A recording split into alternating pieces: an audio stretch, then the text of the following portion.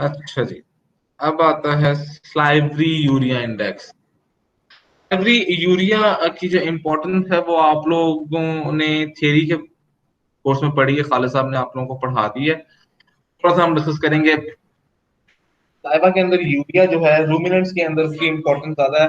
जो आपके पास small animal या नॉन रूमिनेंट एनिमल्स हैं, उनमें उतनी इंपॉर्टेंस इसकी नहीं है।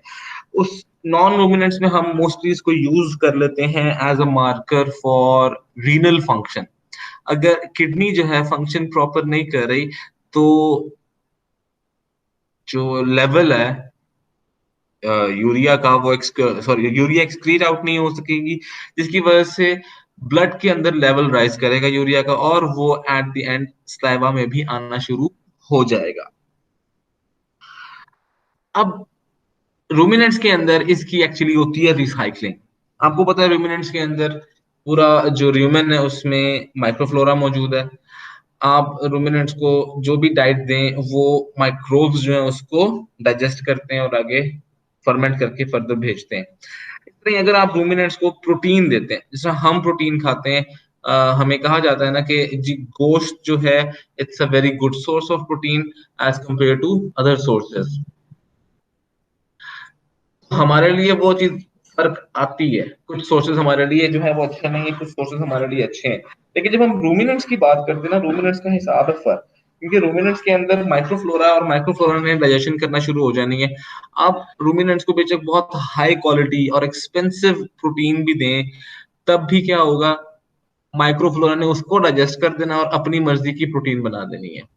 तो इसलिए रूमिनेंट्स के लिए हम क्या करते हैं, हम उनको नॉन प्रोटीन नाइट्रोजन प्रोवाइड करते हैं। शायद किसी ने अगर गाय भैंसे रखी हुई है घर में, तो उनको पता हो यूरिया का ब्लॉक जो है ना, यूरिया मोलासिस ब्लॉक जो है, वो हम रख देते हैं लाके, एनिमल उसे लिक करता रहता है और यूरिया इंजेस्ट करता रहता है। तो क्या होता है, प्रोटीन बाकी जो कुछ डाइट में जा रही है वो तो ऑफ कोर्स जानी ही है, साथ आप उसको यूरिया वगैरह प्रोवाइड कर देते हैं। जो माइक्रोब्स होते हैं वो यूरिया को कंज्यूम करते हुए प्रोटीन्स बना लेते हैं। नाइट्रोजन होता है उसमें, उनके अंदर एबिलिटी होती है कि वो उसको प्रोटीन में बना दें। तो वो प्रोटीन हमें ज्यादा बेहतर पड़ती है रूमिनेंट्स के लिए एज कंपेयर टू कोई बहुत एक्सपेंसिव प्रोटीन हम लें। यूरिया मोलासिस ब्लॉक जो है वो सस्ता बनता है, और एट द एंड जो रिजल्ट है वो सेम होना है। आप बहुत एक्सपेंसिव हाई क्वालिटी प्रोटीन दें और वो या यूरिया दें। तो यूरिया की रिसाइकलिंग नॉर्मली भी चलती है रूमिनेंट्स के अंदर। यूरिया सिक्रीट होने के एक्सक्रीट होने के साथ साथ ब्लड में जो यूरिया है वो वापस लाइवा में आता है, और वो दोबारा से इंजेस्ट होके र्यूमन के अंदर जाता है, जो भी प्रोटीन की डिग्रेडेशन से यूरिया बन रहा है। तो साइक्लिंग जो है वो इसमें होती है रूमिनेंट्स में। स्लाइवरी यूरिया इंडेक्स के लिए हम क्या करते हैं, टाइट्रेशन है इसमें भी, लेकिन थोड़ी सी डिफरेंट टाइट्रेशन इसकी।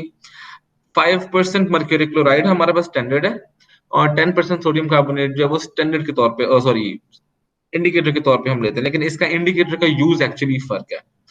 बाकी स्लाइवा सैंपल एंड ग्लासवेयर आपको रिक्वायर्ड है। प्रिंसिपल अगर हम देखें, ये 3 स्टेटमेंट्स हैं अलग अलग, इनको हम आगे डिस्कस साथ करेंगे। एक है जी कि यूरिया अगर मर्क्यूरी क्लोराइड के साथ रिएक्ट हो करे, तो वो बना देगा हैवी सॉल्ट, और वो हैवी सॉल्ट जो है वो अ, एक तरह से नॉन रिएक्टिव हो जाते हैं। अच्छा, अगर सोडियम कार्बोनेट रिएक्ट करे यूरिया के साथ, तो वो येलो प्रेसिपिटेट बनाता है। और अगर मर्क्यूरी क्लोराइड रिएक्ट करे सोडियम कार्बोनेट के साथ, तो वो ब्राउनिश रेडिश प्रेसिपिटेट बनाता है। अब हमने करना क्या, हमने मर्क्यूरी क्लोराइड को लेना है वेलोट के अंदर, कॉनिकल फ्लास्क में 3 ml हमने लेना है सिलाइवा, और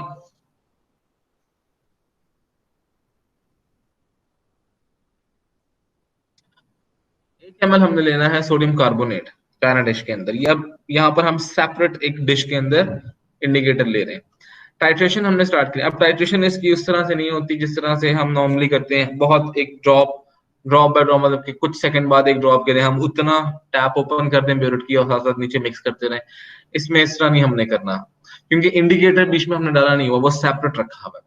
हमें जरा सी टाइट्रेशन करनी है और एक ड्रॉप फिर लेकर सैंपल में से उसको इंडिकेटर में डाल के चेक करना कि रिजल्ट आया कि नहीं आया।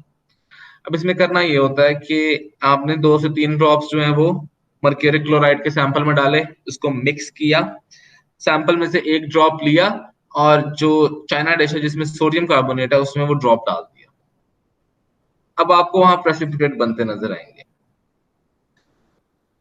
अब जब आपने मर्क्यूरी क्लोराइड को पहले सैंपल में डाला था, मर्क्यूरी क्लोराइड जाके सैंपल में मौजूद यूरिया के साथ रिएक्ट करेगा और बना देगा हैवी सॉल्ट। लेकिन अभी आपने टाइट्रेशन स्टार्ट की है, तो अभी क्या होगा, जितना भी मर्क्यूरी क्लोराइड 2 से 3 ड्रॉप्स में था उसने यूरिया को रिएक्ट करवा दिया और मर्क्यूरी क्लोराइड खत्म हो गया, लेकिन सैंपल के अंदर यूरिया मौजूद होगा अभी भी, क्योंकि टाइट्रेशन अभी स्टार्ट हुई है। तो जब आप फिर सैंपल में से एक ड्रॉप लेके सोडियम कार्बोनेट में डालोगे, वहां पर क्या होगा कि मर्क्यूरी क्लोराइड नहीं प्रेजेंट, यूरिया प्रेजेंट है, तो यूरिया रिएक्ट करेगा सोडियम कार्बोनेट के साथ और वो देगा येलो प्रेसिपिटेट। अब हम फर्दर टाइट्रेशन आगे करेंगे, दोबारा इस तरह 3-4 ड्रॉप डाल के मिक्स करके फिर एक ड्रॉप लेंगे, सोडियम कार्बोनेट में डालेंगे, फिर मर्क्यूरी क्लोराइड 2-3 ड्रॉप्स डाल के मिक्स करेंगे सैंपल, उसमें से एक ड्रॉप लेके सोडियम कार्बोनेट।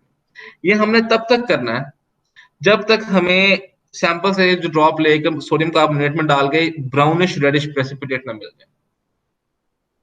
और वो जब मिल जाएंगे वो होगा एंड पॉइंट, वहां आपने मर्क्यूरी क्लोराइड जितना वॉल्यूम यूज हुआ वो नोट करना है। अब इसमें होना क्या है कि जब सैंपल का सारा यूरिया मर्क्यूरी क्लोराइड अपने साथ बाइंड कर लेगा, तो यूरिया सारा हो गया कंज्यूम। अब जो आपने टाइट्रेशन की है उसमें यूरिया खत्म हो गया, लेकिन थोड़ा बहुत जो मर्क्यूरी क्लोराइड ऐड किया था वो बचा हुआ है। अब जब आप एक ड्रॉप लेकर सैंपल में से डालोगे सोडियम कार्बोनेट में, अब वहां पे यूरिया रिएक्ट नहीं करेगा क्योंकि वो फ्री नहीं है, अब उसने सॉल्ट बना लिया है। वहां पर मर्क्यूरिक क्लोराइड फ्री है। मर्क्यूरी क्लोराइड जो फ्री है वो रिएक्ट करेगा सोडियम कार्बोनेट के साथ और रेडिश ब्राउनिश प्रेसिपिटेट देगा। यहां से हमें पता चलेगा कि यूरिया सारा कंज्यूम हो चुका है और हम नोट कर लेंगे मर्क्यूरी क्लोराइड का वॉल्यूम जो कि कंज्यूम हुआ। इसका आगे सिंपल है, इसकी जो प्रोसीजर उसमें कोई आगे फॉर्मूला हमें लगाने की जरूरत नहीं पड़ती। उन्होंने इसका एक फैक्टर डेवलप कर दिया है, फैक्टर पे हमने मल्टीप्लाई कर देना है, जो वॉल्यूम यूज्ड आया सिंपली इसके 3 आपने रीडिंग्स लेनी है, एवरेज निकालनी है और 20 से मल्टीप्लाई कर देना है और आपके पास आंसर जो है आ जाएगा यूरिया इन मिलीग्राम पर डीएल या 100 ml इन सलाइवा। ये था बच्चों तीसरा। किसी का कोई क्वेश्चन है तो बताए, अटेंडेंस बच्चों अपनी लगा लो, क्वेश्चन वगैरह किसी का है तो वो पूछ सकता है, नहीं तो अटेंडेंस लगाओ और फिर मेरी तरफ से छुट्टी है।